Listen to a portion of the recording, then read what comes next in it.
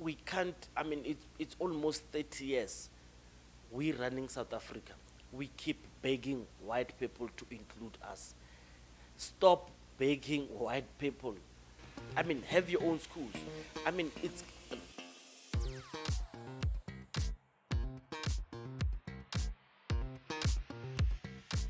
Before I even got locks myself, I did like my research into it because I wanted to grow it as a form of expression, especially always being told no. Certain things, oh, if you want to do this, if you want to be successful, you have to cut your hair. The kind of person I am, I kind of like, nah, well, I'm just going to do it anyway.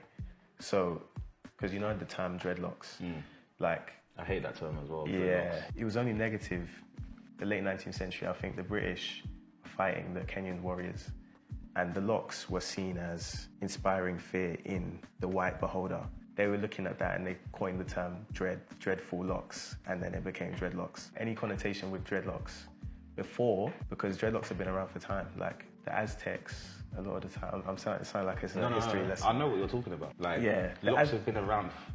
There's even when you look at a lot of the Egyptian sculptures and the stuff in the pyramids, exactly. You do see that a lot of people in ancient times had locks. Yeah, and locks that's have been around since the beginning of the time. It's natural. It's your hair growing out and just weaving together naturally. You know, I've got family members that naturally have locks grow out of their head. You know, that's very common. I see that a lot. So how did it become Her name is Tanya Boyson. She's a school principal of a Christian school. I repeat, Christian school. So I just want to give you the name of this school. It's Crowthorne Christian Academy. It's based in Midrand. It is not registered. So every year around January in South Africa, you hear of high institutions where they are not registered. The Department of Education, South African government will tell them to issue a list of schools that are not registered. You won't believe me. So the government knows the schools that are not registered. But for intents and purposes, they just keep warning us. But in this instance, it's funny. They say these schools, they are encouraging other schools, they are assisting this school, this racist school, to register. They are assisting them to register like other unregistered schools. So, but here's the thing. So it's time we as Africans must blame ourselves. So here's the thing. Number one, it's a Christian school. So we take these kids to Christian schools.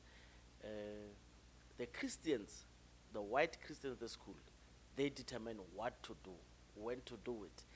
They just changed. I don't know if they've got an SGB at that school. I think even if they had, it would be majority white, because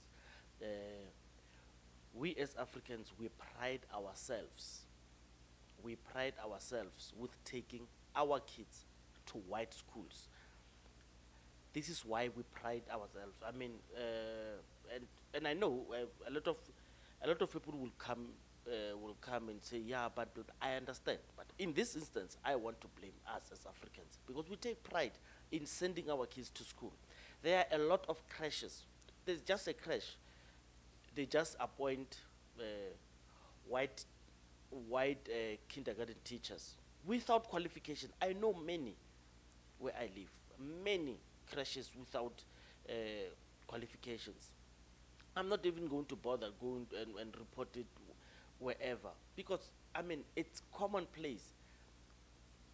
We take our kids to white schools.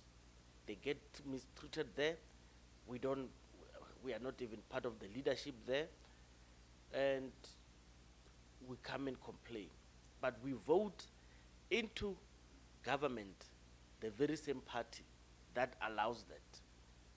So, I mean, I understand. I know the wrongs that were there because of the hair. I know. I'm just talking about what we have done. We have allowed, we are giving these people power. So the EFF went to march to the school. They are marching because it's a wrong thing that South Africans must stop abusing the EFF. They get into compromise situations. Well, in this, I just want, let me repeat, I'm not blaming the 13-year-old, I'm not blaming the mother, I'm not blaming anyone, but I'm just telling you that South Africans, they would vote for any other party whenever confrontation comes with white people, the first thing they remember is the EFF. The EFF is in an abusive relationship with Africans in South Africa. They want them, but when it's time to vote for the EFF, they don't, and it's a very funny thing. But let me just cut it by just saying, Africans, learn to build your own schools.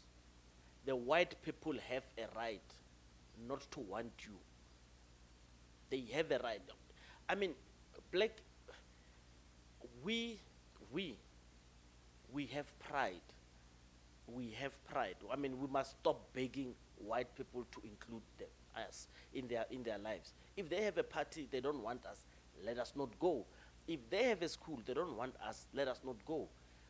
Then vote a government that will stop that school from operating, because the government that you have allows them to operate. Let us not force inclusion. Segregation is, you know, I don't even have energy. We can't, I mean, it's almost 30 years we running South Africa. We keep begging white people to include us. Stop begging white people. I mean, have your own schools. I mean, it's Christians are begging other Christians to love them. The Bible says this is God's own people. This is God's chosen race. You get there, you are mistreated by who? By the Christians. The apartheid was formed because they believed it is their God-given right. Apartheid was anchored on Christianity. It was a Christian belief for the Boers to believe that God gave them the right to be superior than African people. Even today, you are still begging white people to include you in their things. I mean, there are a lot of things I want to say about this, but I'll just stop right on the two things. African people, build your own schools. I was at a school in Soshanguve. They call Soshanguve East. It's a high school. It's a beautiful, one of the best schools I've seen recently. It's in the township, deep in the township. It's a beautiful school. It's a beautiful school. Manage those schools better. They are inside the township. The facilities, all you need to do, they've got lawns, they've got everything beautiful. You know, just take care of those schools.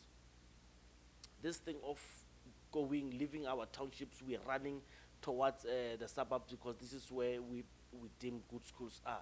Change the system where you are, so we must stop begging. We grew up where people, I mean, let's not let our kids grow up knowing that we are always begging and fighting and forcing inclusion into white spaces.